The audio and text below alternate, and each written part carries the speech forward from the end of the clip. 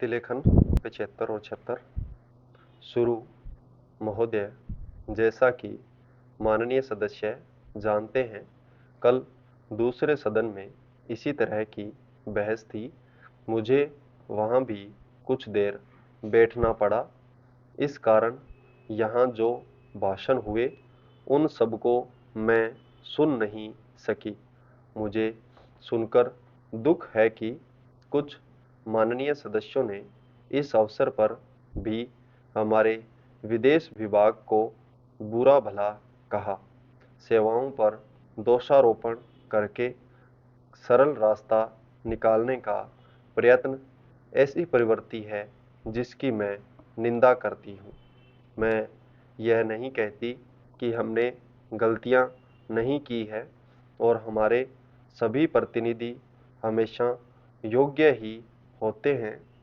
जब गलती हो तो हमें उसे अवश्य बताना चाहिए, लेकिन सदा आलोचना करते रहने से निरुत्साह पैदा होता है और मनोबल गिरता है। हमें उन औजारों को ही कुंठित नहीं कर देना चाहिए जिनसे हमें काम लेना है। देश और विदेश में हमें काम तो करना ही है। हम अच्छी तरह जानते हैं कि पाकिस्तान के शासकों को दी गई हर सहायता बांग्लादेश के निर्दोष लोगों के विरुद्ध इस्तेमाल की जाएगी। इस अवसर पर हमारे प्रतिनिधियों ने परिश्रम से बहुत काम किया है। प्रस्तुत परिस्थितियों में वे जितने प्रभावी हो सकते थे हुए हैं। कुछ सरकारों के विचार निश्चित हैं और यदि उनमें सहानुभूति भी पैदा की जाए तो भी वे इस प्रकार के मामले में कोई स्पष्ट बात कहने को तैयार नहीं होंगे।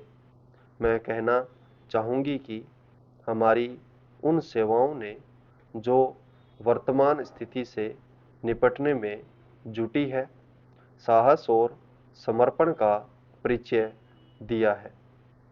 यदि कुछ माननीय सदस्यों को गाली देकर और सरकार पर साहस, दिशा और यहाँ तक कि समझ की कमी का आरोप लगाकर कुछ संतोष मिलता है, तो मैं उन्हें इससे वंचित नहीं करना चाहती।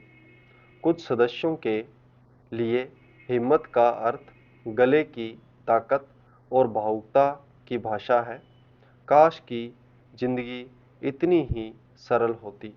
इस सरकार में बहुत से दोष हो सकते हैं, लेकिन उसमें साहस की कमी नहीं है, न ही यह आवश्यकता के अनुसार जोखिम उठाने से डरती है। जैसा मैं बहुत बार कह चुकी हूँ, हम इस स्थिति या किसी भी स्थिति के केवल कानूनी पहलू की चिंता नहीं करते।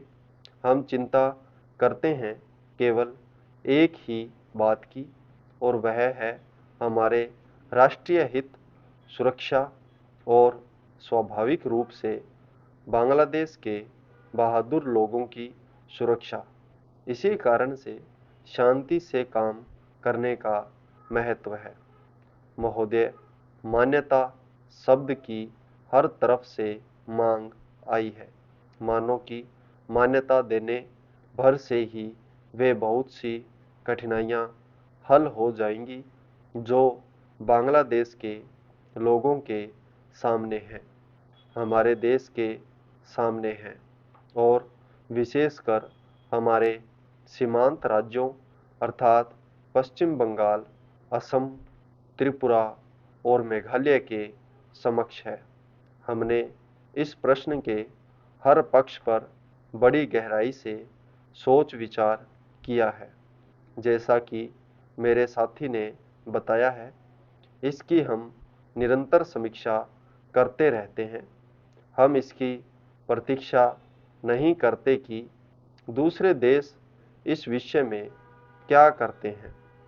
इस बारे में या अन्य मामलों में के बारे में हम जो कुछ भी निर्णय करेंगे वह स्थिति के हमारे अपने ही स्वतंत्र मूल्यांकन के अनुसार और इस बात को ध्यान में रखकर होगा कि हमारे हित व्यापक रूप में किस तरह पूरे होते हैं।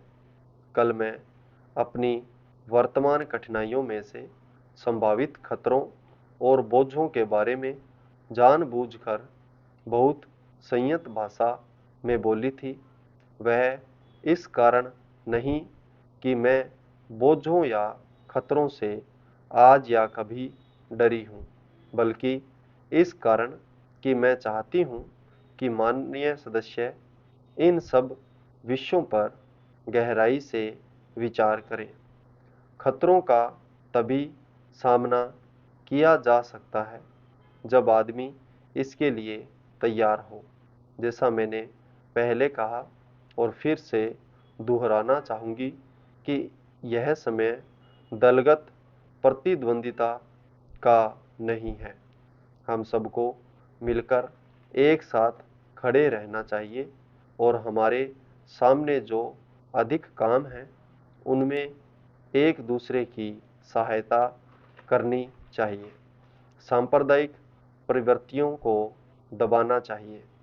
मेरे विचार में सब पार्टियों को सहायता करनी चाहिए कि बांग्लादेश और शरणार्थियों का प्रश्न सांप्रदायिक स्तर तक न गिरने पाए, बल्कि अपने सही स्तर पर ही बना रहे, जो राष्ट्रीय और अंतर्राष्ट्रीय स्तर हैं। मैं इन प्रश्नों और अन्य घटनाओं के बारे में विरोधी दलों के नेताओं और सदन के अन्य सदस्यों से संबंध बनाए रहूंगी। मैं अपनी तरफ से सदस्यों को इस विषय पर अपनी बात मुझसे आकर कहने और उनके पास जो कोई जानकारी हो उसे बताने की पूरी छूट देती हूँ। साथ ही इस समय इससे अधिक और कुछ कहने को नहीं है। मैं बस इतना ही कहना चाहूँगी कि हम निराश न हों। हमें अपने और अपने लोगों पर भरोसा होना चाहिए। हमें बांग्लादेश की वीर जनता और अपने अधिकारों के लिए लड़ने के संकल्प पर भरोसा होना चाहिए। संपूर्ण विराम।